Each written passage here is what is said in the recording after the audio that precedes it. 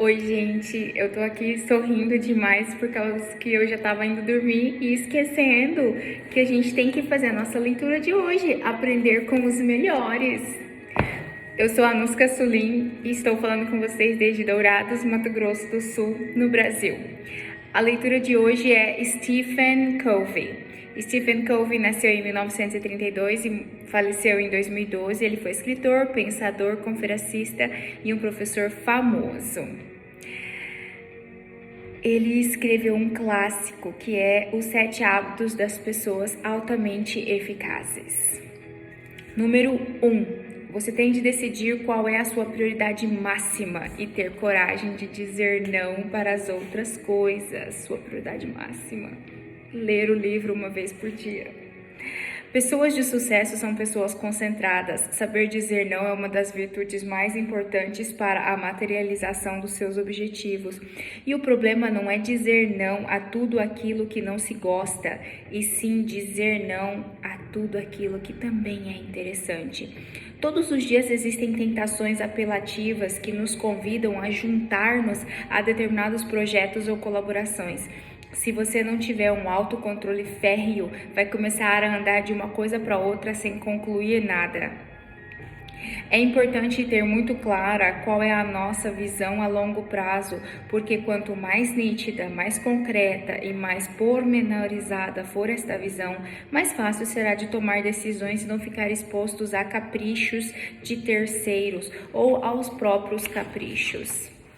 Número 2. Por natureza, a vida é interdependente. Tentar obter a máxima eficácia pela via da independência é como tentar jogar tênis com um taco de golfe. A ferramenta não é adequada para a realidade. A vida é feita à base de complementaridades. Onde os outros não chegam, o leitor pode chegar. E onde o leitor não chega, os outros podem chegar.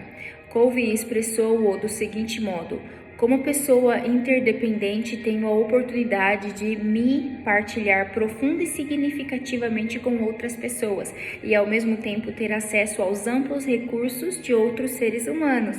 E acrescentou: a valorização das diferenças mentais, emocionais e psicológicas é a essência da sinergia. E a chave para valorizar essas diferenças consiste em compreender que todas as pessoas veem o mundo não como ele é, mas sim como elas próprias são. O crescimento e a inovação estão sempre associados à diversidade, mas a diversidade não tem tanto a ver com aspectos visíveis, homem, mulher, brancos e negros, mas não tem tanto a ver com isso como com diferentes modos de pensar e de se aproximar da realidade. Estar aberto à diversidade é estar aberto ao crescimento e à melhoria. Covey também disse: a sinergia é estimulante, a criatividade é estimulante. É extraordinário o que se podem produzir através da abertura e comunicação, as possibilidades de que se produza um verdadeiro ganho e significativo, um progresso importante. Eles serão tão reais que vale a pena correr o risco que esta abertura implica. Número 3. Se você quiser mesmo melhorar sua situação, pode trabalhar numa única coisa sobre a qual você tem controle: o eu mesmo. Você não pode controlar nem agir sobre muitas coisas. Você não pode atuar sobre o clima, não pode atuar sobre a taxa de juro, você não pode atuar sobre o trânsito. Portanto, por que você vai se queixar? Contudo, você pode sempre atuar sobre si mesmo. Cada dia pode contribuir para a construção de um eu melhor, conseguir uma melhor visão de si mesmo, e isso sem dúvida terá consequências positivas na sua vida. Covey apontou algumas ideias interessantes. As pessoas reativas veem-se muitas vezes afetadas pelo seu ambiente físico. Se o tempo for bom, se sentem bem. Se o tempo não for bom, isso afeta suas atitudes e seu comportamento. As pessoas proativas, elas levam consigo o próprio clima. O fato de chover ou de brilhar o sol não pressupõe nenhuma diferença para elas. A sua força impulsionadora reside nos valores e no seu valor de realizar um trabalho de boa qualidade, não dependente de estar o tempo bom ou não. As pessoas de sucesso colocam a responsabilidade de suas vidas em si mesmas. Número 4. Disciplina é o preço a pagar para trazer a visão que sonhamos para a realidade. É abordar os acontecimentos duros, pragmáticos e brutais da realidade e fazer o que for preciso para que as coisas aconteçam. A disciplina é a coisa mais importante para atingirmos os nossos objetivos. É não deixar que nada nos afaste de fazer o que tem de ser feito em cada momento. Disciplina é agir num determinado sentido, de modo constante e repetidamente ao longo do tempo. A disciplina constrói hábitos e os hábitos permitem-nos alcançar aquilo que tínhamos definido de antemão. Bill Bradley foi um jogador de basquete excepcional. Ele ganhou uma medalha olímpica em 1964, jogou na NBA pelos New York Knicks e entrou no Hall of Fame do basquete. O seu sucesso não foi por acaso. Depois de cada treino, exigia de si mesmo um desafio, que era a condição indispensável para poder ir ao balneário. Encestar 15 vezes seguida a partir de cada um dos 5 ângulos do campo. Se falhasse um lançamento, o contador voltava a contar do zero. Por vezes, demorava até 2 horas para concluir a sua tarefa e ir para o balneário. Isso é disciplina. Isso é compromisso, isso é aplicar a regra do zero desculpas. 5. O desafio não consiste em administrar o tempo, mas sim em administrarmos-nos a nós mesmos. Uma das grandes mentiras instaladas na sociedade é a frase: não tenho tempo para nada. A vida é uma questão de prioridades. Há sempre tempo para o que uma pessoa considera importante. As prioridades são uma questão de agenda. Não diga que não tem tempo, mas sim que as suas prioridades são outras. E se realmente diz que não tem tempo, na verdade o que você está a dizer é que você é um escravo, que você não controla a sua vida, que são os outros que te controlam. O que algumas pessoas chamam de gestão de tempo não é outra coisa senão gestão da atenção, onde você coloca o foco das suas prioridades. Número 6. Ouvir significa, sobretudo, o desejo de compreender. Ouvir é o desejo de compreender. A vida está cheia de relações pessoais e profissionais, e aqueles que melhor gerem essa arte sutil, que é lidar com as pessoas, têm meio caminho andado para poderem progredir, crescer e se desenvolver. Talvez a habilidade mais importante na hora de lidar com pessoas seja a habilidade de saber ouvir, que não é outra coisa senão a vontade de entender o outro lado. Não se trata só de prestar atenção ao que se diz, mas também e sobretudo de decifrar o que verdadeiramente quer, quais são as suas necessidades e os seus desejos mais profundos para procurar uma relação win-win, onde ambos os lados ganham. Número 7. A forma como vemos o problema é o problema. O que nos fere e prejudica não é o que acontece, mas sim a nossa resposta ao que nos acontece. A nossa resposta ao que nos acontece. Não significa que não existe dor física, não existe dor emocional e não existe dor econômica, mas sim que existe o caráter, o nosso modo de nos concentrarmos nas coisas, dando-lhes um sentido. Prevalece esse sentido sobre os acontecimentos. A nossa resposta à dor é positiva, com uma atitude de crescimento pessoal.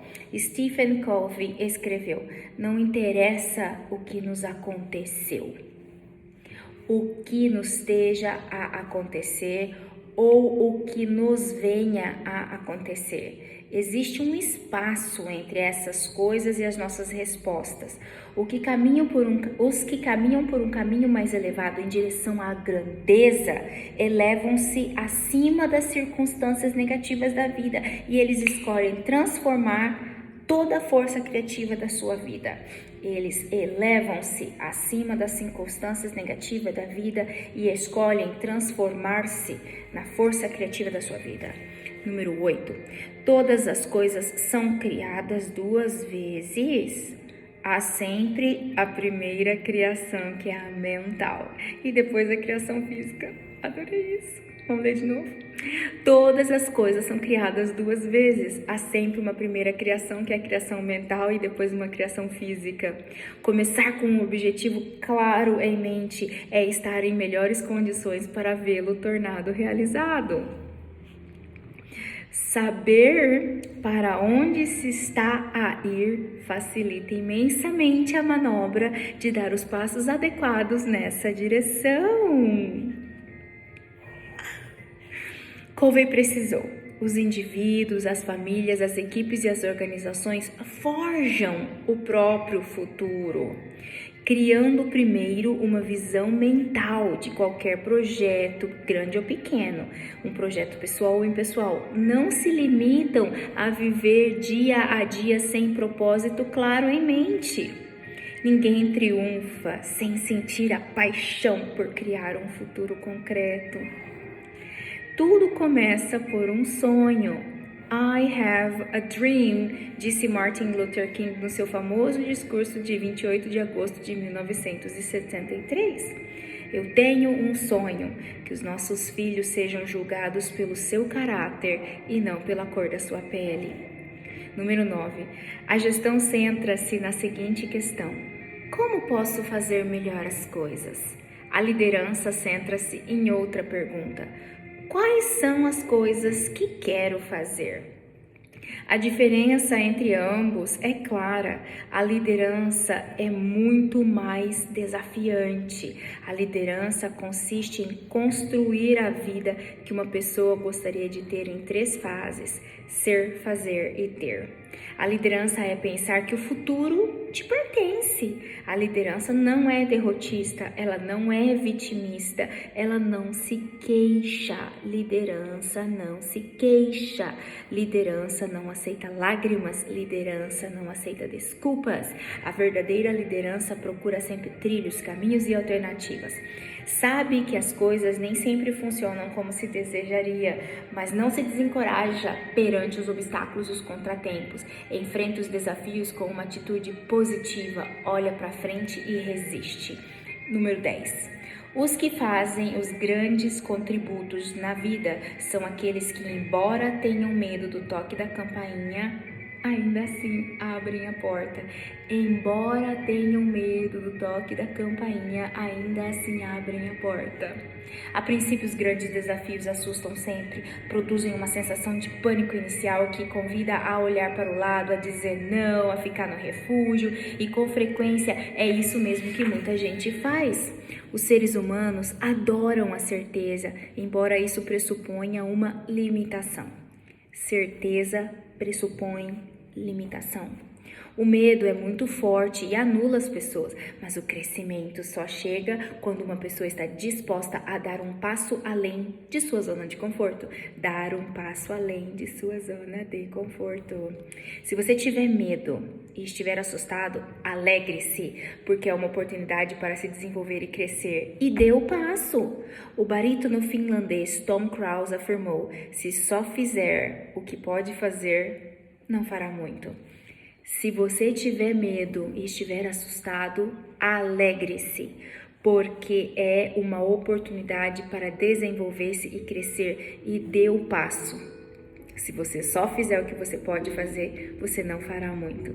E assim a gente termina a leitura do nosso livro Aprender com os Melhores, e eu adorei a leitura desta pessoa chamada Stephen Covey. Eu espero que vocês tenham gostado também.